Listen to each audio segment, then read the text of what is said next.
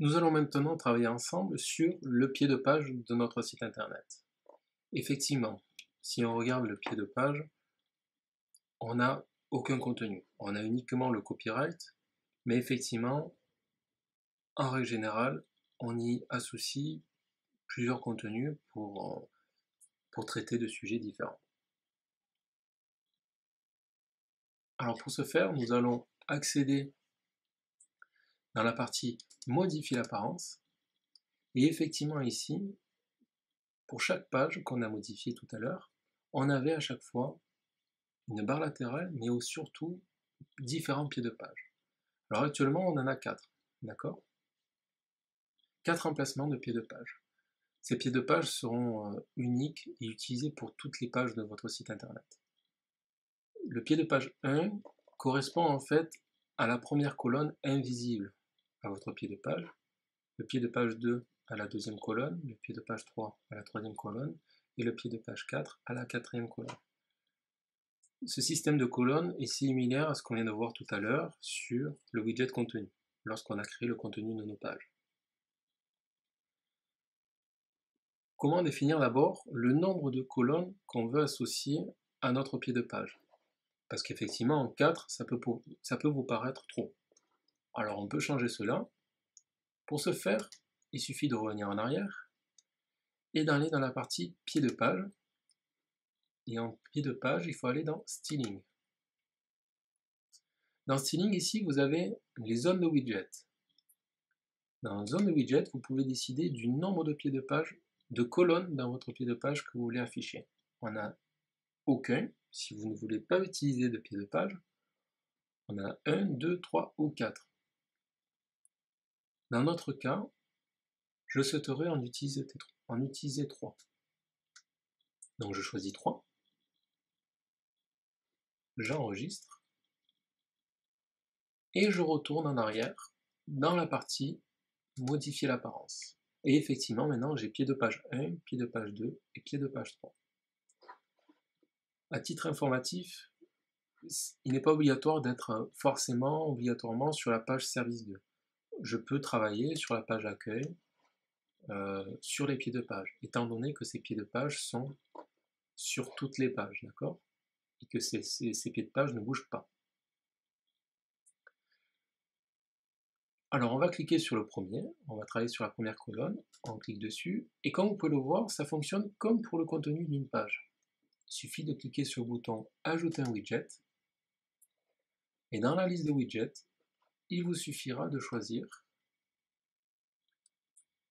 le widget, le contenu, l'élément qui vous intéresse le plus. Alors moi, j'ai déjà une idée précise de ce que je souhaite faire. Dans mon cas, je vais utiliser le widget contenu.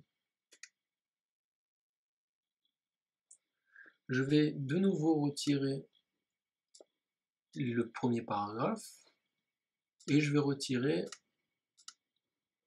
supprimer les 2 premières colonnes. Voilà, je vais les mettre à la corbeille et je garde qu'une colonne.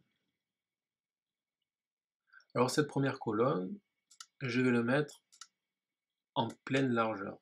Alors ça va être en pleine largeur de son espace, d'accord?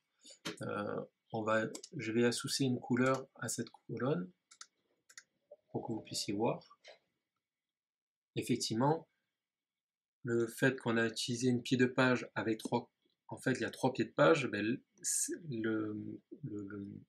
la couleur orange que vous voyez englobe uniquement la largeur du pied de page 1, d'accord? Donc la première colonne du pied de page. Donc effectivement, ici, je me suis mis en 12 pour qu'il prenne la totalité de celle-ci. Parce que si je choisis 4, par exemple, vous allez voir que ça sera extrêmement minuscule. Voyez. Donc je vais mettre en 12. Je vais retirer l'extrait de mon texte et je vais mettre en titre. Je vais également supprimer mon titre.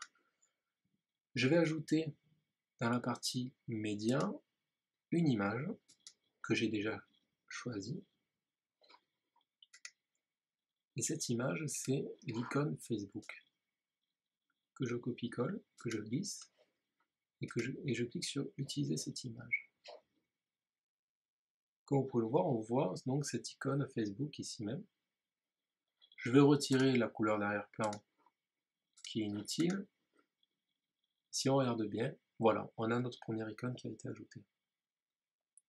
Cette icône, on peut très bien y attribuer un lien. Alors comment faire? Ici même, il suffira de choisir donc dans la partie Insert Link, dans la partie bouton qu'on a vu tout à l'heure, si on clique dessus, on peut y associer un bouton. Alors, l'intérêt, ce serait de ne pas avoir de bouton en dessous de notre icône Facebook. On peut le faire, mais ça sera moins joli que si on cliquait directement sur l'icône Facebook. D'accord? Donc pour ce faire, on va choisir Custom, parce que c'est un lien qui est externe à notre site. Effectivement, notre page est sur Facebook. Et ici, on va copier-coller alors la page Facebook. Donc là, dans mon cas, je vais juste mettre facebook.fr, d'accord? Et dans le texte, je mets rien. Et donc forcément, je dis aussi au logiciel que je ne souhaite pas de bouton parce que je ne vais pas mettre de texte dans mon bouton, donc vous me cachez le bouton, mais je veux que mon image soit cliquable. Et effectivement, si je mets rien à ce niveau-là, mais là, vous voyez, si je passe ma souris dessus, déjà, il me demande d'y accéder. Si on regarde ici en bas à gauche, à ce niveau-là, on voit bien que ce lien est cliquable et je peux aller sur facebook.fr. D'accord? Et de ce fait, je peux utiliser ce même système pour le pied de page 2 et le pied de page 3 pour ajouter les autres. Alors par exemple, je reviens en arrière, je fais pied de page 2, ajouter un widget, et je fais de même, je fais la même manip que tout à l'heure. Alors ça peut être une occasion pour vous d'essayer de faire cela sans me suivre, d'accord, de mettre pause, d'essayer de faire cette étape tout seul, de reproduire cette étape tout seul, et de réactiver sur le bouton play pour voir si vous avez fait de la meilleure des manières, etc. D'accord?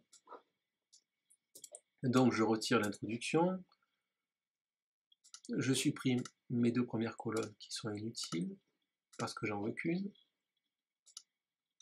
j'applique toute la largeur, voilà, je retire tout le texte, parce qu'il n'y aura qu'une icône à afficher, et je choisis le bouton choisir une image. Et j'y mets le Google+, par exemple. Je clique sur utiliser cette image, et mon image vient de s'ajouter.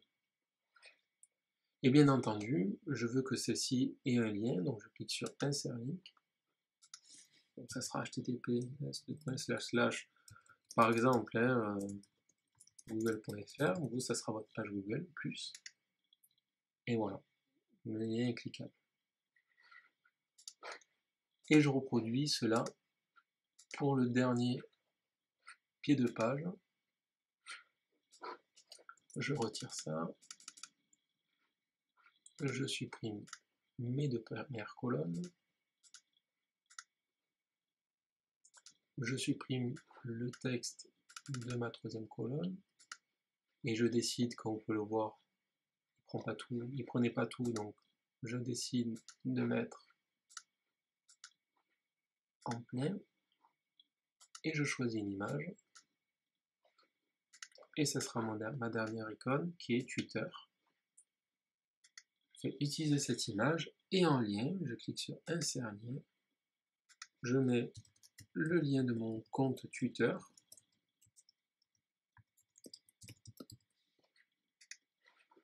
Et je clique sur terminer. Et j'enregistre en appuyant sur le bouton publier.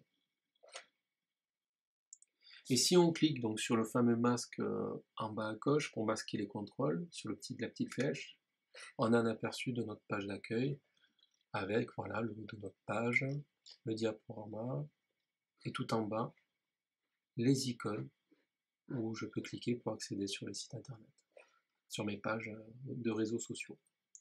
Et si je vais par exemple dans Galerie Photo, eh bien celles-ci apparaissent toujours. Voilà. Ok? Alors comme pour les photos, il existe des banques d'icônes, des bibliothèques d'icônes gratuites sur Internet, comme celle-ci que je viens d'utiliser. Pour ce faire, en fait, il suffit d'ouvrir un nouvel onglet, d'aller sur Google et de mettre icône gratuite, par exemple.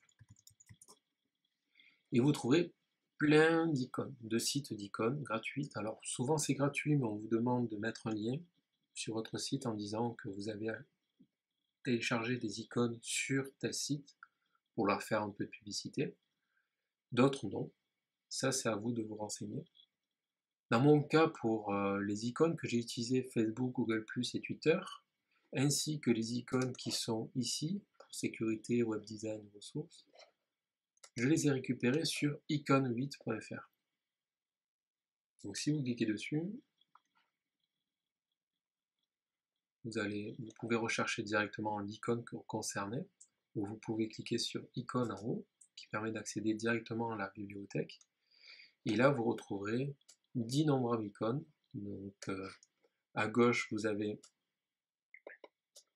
en premier lieu le style d'icône, donc des icônes iOS, des icônes Windows 10, des icônes d'un certain style, voilà. Mais aussi, vous pouvez choisir par catégorie. Voilà. Ce qui est intéressant, bien entendu, c'est par exemple si vous cherchez une icône correspondante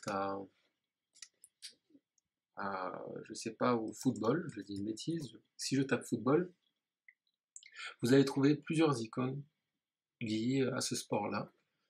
Et effectivement, il faudra trouver celle qui correspondra mieux à votre style, au design de votre site internet. Mais surtout, il faudrait choisir des icônes qui se rapprochent dans la même thématique. Par exemple, à la place de football, si je mets sport, je vais trouver plusieurs icônes sur le sport, d'accord? Donc on trouve des choses sur le kitesurf, la course, le trekking, etc.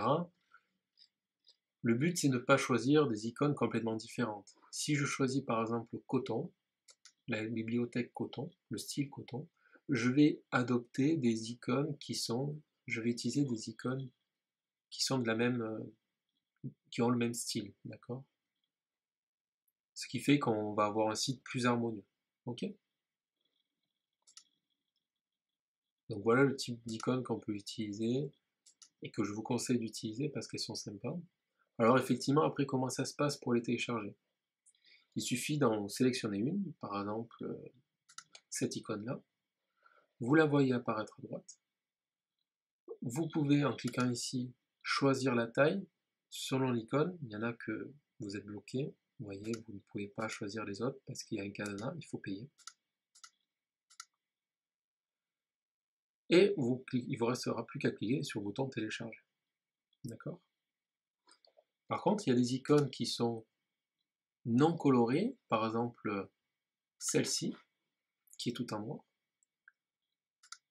En règle générale, vous avez plus de possibilités de taille, donc on peut la télécharger en plus grand format.